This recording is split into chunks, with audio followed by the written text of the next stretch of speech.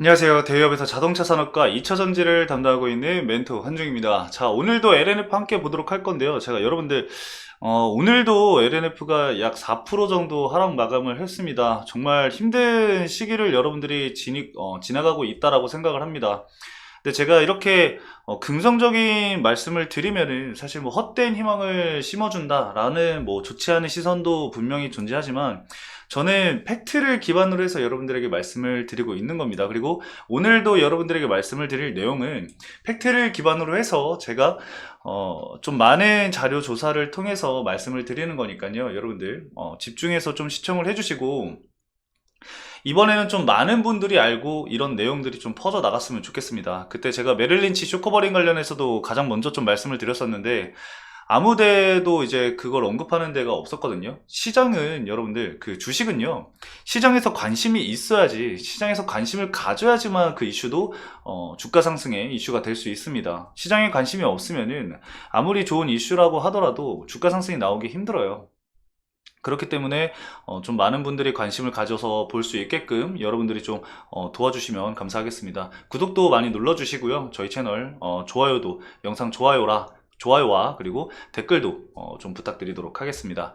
자, 그럼 본격적으로 LNF 함께 보도록 하겠습니다. 자, 어떤 부분을 볼 거냐면은 모두가 놓치고 있는 기술이라고 말씀을 드렸습니다.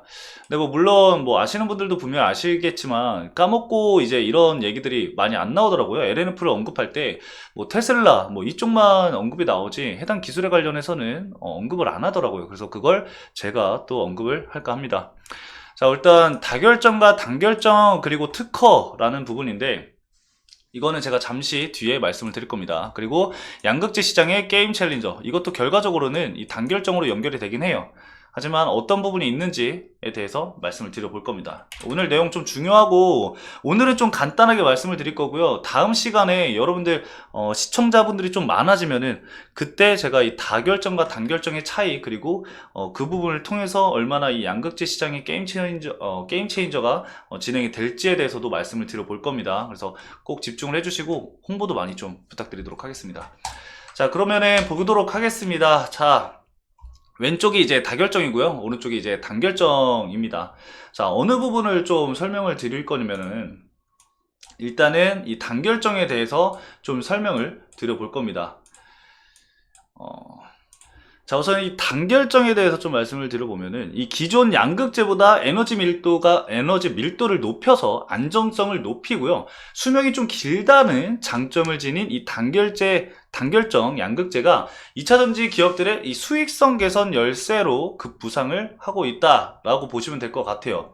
이 단결정 양극재는 일반적인 양극재보다 결정이 더 단단해서 가공이 좀 어렵고 품질도 더 민감하지만 화재 위험을 줄이면서 배터리의 수명과 에너지 밀도를 증가시킨다는 점에 있어서 굉장히 많은 관심이 집중되어 있는 상황이고요. 특히 파우치형이랑 이 46 시리즈 원통형 배터리의 열 안정성과 에너지 밀도를 높이게 됐고요. 새로운 하이볼트 배터리, 이거 중요한데 제가 조금 이따가 설명을 드릴 겁니다. 하이볼트 미드니켈 배터리 제조와 건식 배터리 셀 공정이 가능해져서 가격도 낮추고 긴 주행거리를 갖춘 차량 라인업도 갖출 수 있게 됐다는 거죠. 즉 원가 절감과 성능 향상의 두 마리 토끼를 모두 잡을 수 있다는 점입니다. 그래서 이 단결정이 이 2차전지 양극재의 게임 체인저다 라고 좀 볼 수가 있겠는데, 자, 그러면은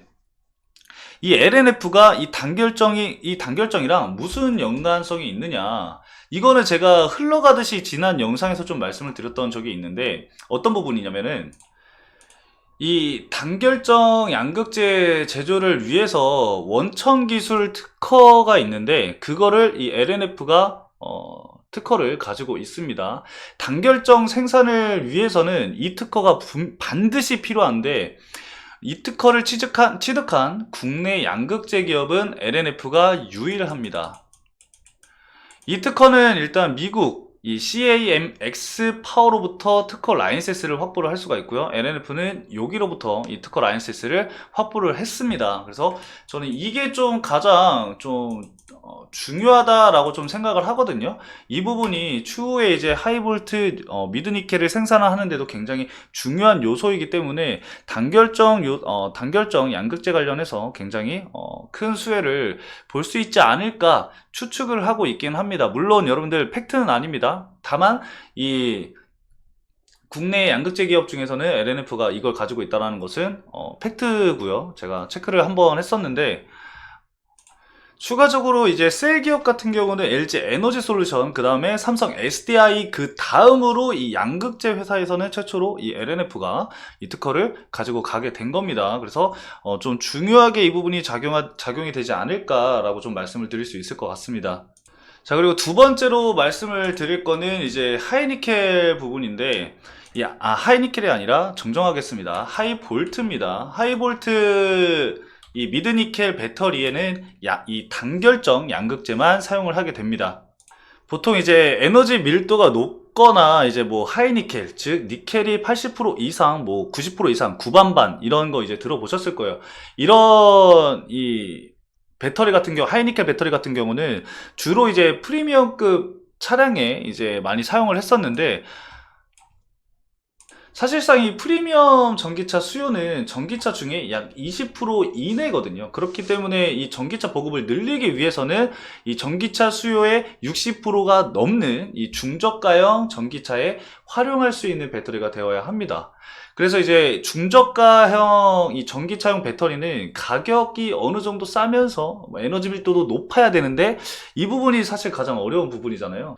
배터리 가격을 낮추려면은 이 고가인 니켈의 비중을 낮추면 되겠죠. 하지만 이렇게 되면은 에너지 밀도가 이제 낮아지게 되면서 에너지 밀도당 가격 또한 비슷해지게 될 겁니다.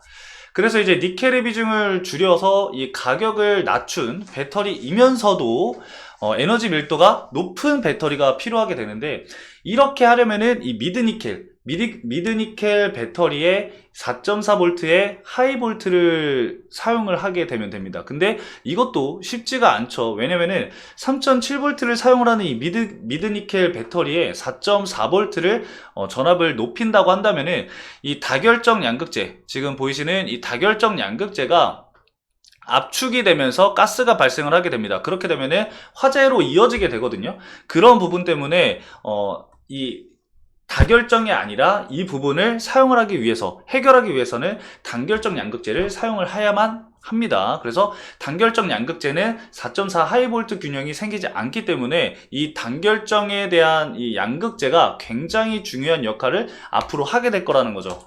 자, 제가 다음 PPT를 좀 살펴보면은, 가격적인 측면에서도 이 하이볼트 미드니켈이 압도적인 거를 좀 볼 수가 있습니다. 이 기존의 이제 3원게임 811이라던가 아니면은 9반반, 이거를 좀 봤을 때는 재료비를 봤을 때도 현저히 재료비가 적은 거를 볼 수가 있거든요. 그렇기 때문에 가격 측면도 낮아질 수 있다라고 말씀을 드리는 겁니다.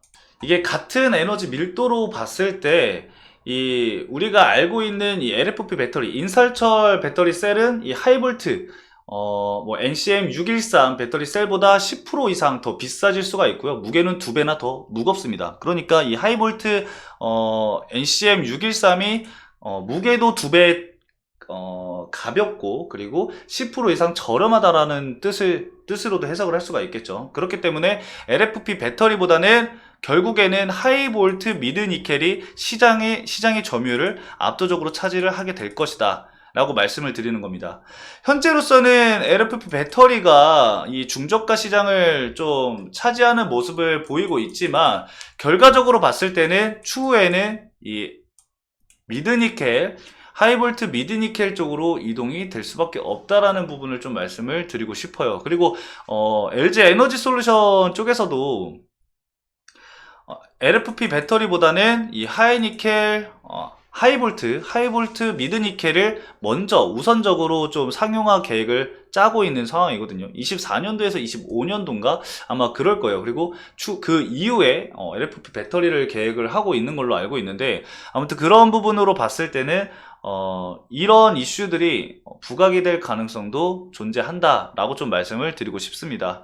이런 게 좀 많이 알려져서 LNF의 주가가 밀리는 것이 좀 방어가 됐으면 좋겠어요. 물론 제가 제 목소리에 힘이 없지만 제가 뭐라고 이런 거를 얘기를 했다고 주가가 하락이 멈추겠습니까? 시장에서 이미 악재를 너무 강하게 받아들이고 있는데. 물론 오늘 하락이 여러분들 에코프로 그룹사들의 이제 실적 발표가 있었기 때문에, 그리고 테슬라에 대한 이슈들도 있었고, 그런 부분들이 있었기 때문에 주가 하락이 나왔지만, 시장의 인식이 지금 너무나도 안 좋기 때문에 이런 부분으로도 여러분들에게 좀 말씀을 드리고 싶었습니다. 그리고 중장기적으로 매매를 하고 계시고 장기적으로 투자를 하실 분들에게는 이런 부분들이 좀 투자를 이어갈 수 있는 힘이 되지 않을까 싶어서 좀 말씀을 드렸고요.